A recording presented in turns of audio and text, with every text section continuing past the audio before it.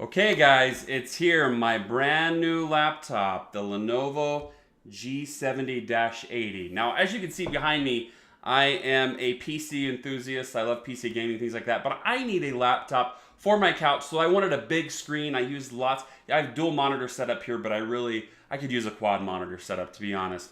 Anybody out there that's got a couple extra monitors, let me know. Actually, I just might go buy a few more just because I use all that space writing, editing, putting things up on my screen. I have like 1,000 windows open. I'm sure that'll be annoying to some of you. But anyway, when it comes to my laptop, I need a 17-inch screen, and the Lenovo G70-80 fit the bill. I just got it this last week, but it was on my list for the best Broadwell laptops for the money. So now that I've had about a week to use it, I thought I'd give you my thoughts on it.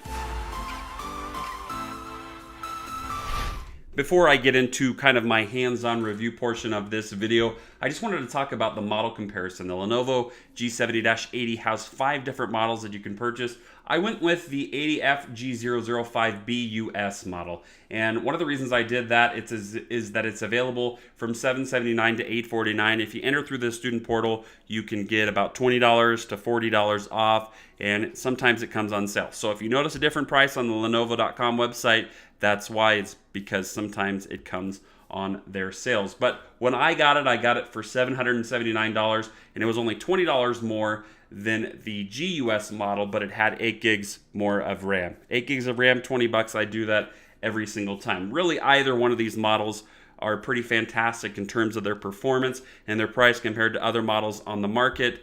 But as you can see, compared to the EUS model, which is about you could pay $120 to $150 less than the model that I bought. You only get an i5.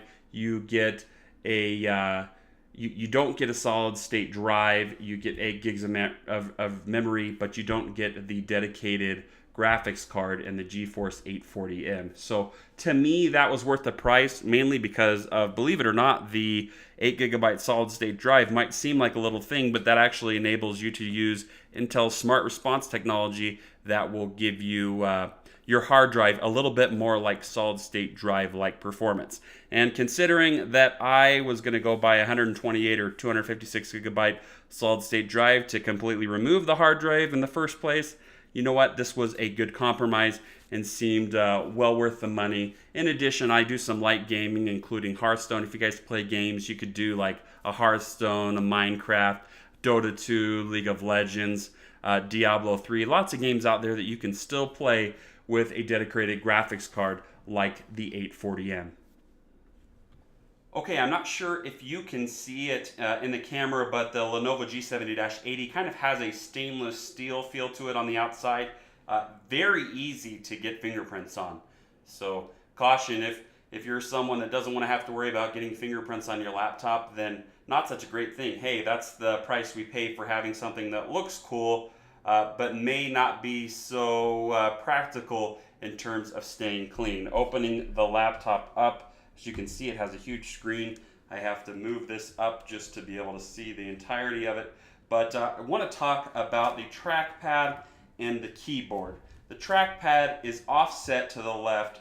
It's not centered. Now, there are pictures of this online, but you know what? Sometimes they're not as easy to see as this one. So wanted to get this out there for anybody looking at this particular model.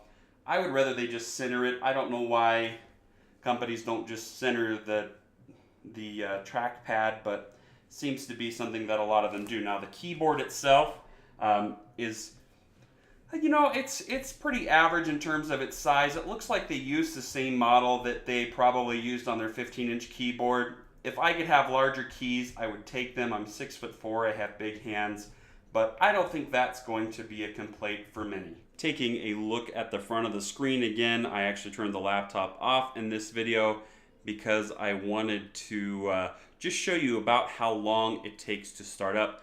I'm not going to count it, but maybe I'll put in a counter when this video is over, maybe not. But this should just give you an indication of how fast this particular computer is. Keep in mind that this one does use Intel Smart Response technology because it has that 8 gigabyte solid state drive. Certainly not as good as putting your entire OS on the solid state drive.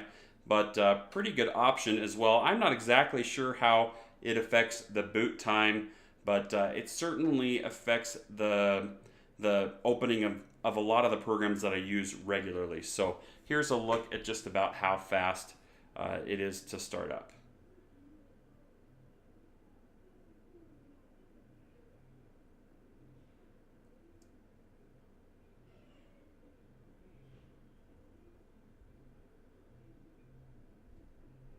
So already at the password menu here, pretty fast. I'm just going to move the camera away so that I can put in my password really quick.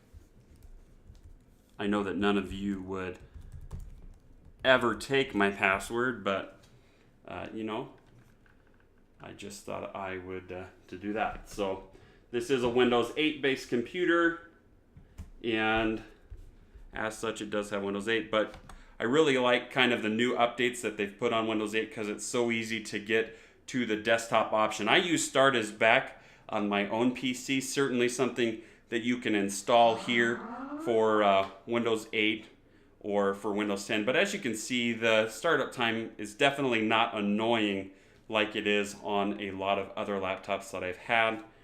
Pretty snappy little computer overall, and something that like I said, I'm going to use to play Hearthstone and use to blog and do my writing at night.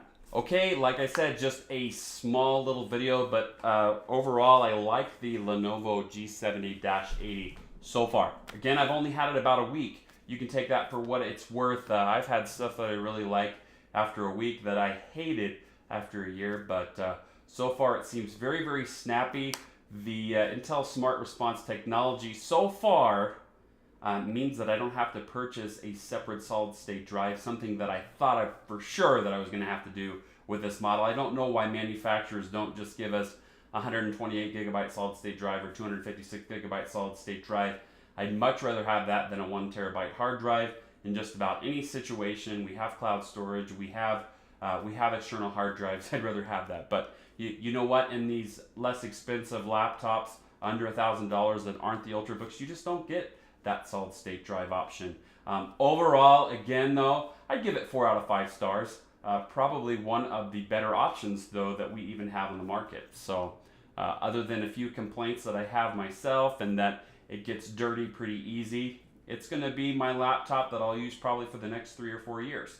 So I'm excited to have it. I'm excited to use it. You guys can ask me any question about it in the comment section below, or go to facebook.com/top10gamer to join our community, or go to top10gamer.com to see what I'm doing each and every single day, or come back here by subscribing. Hopefully you guys like this video. If you want the video to get more exposure, which I hope you do, press that like button and don't forget to subscribe, and we'll see you next time.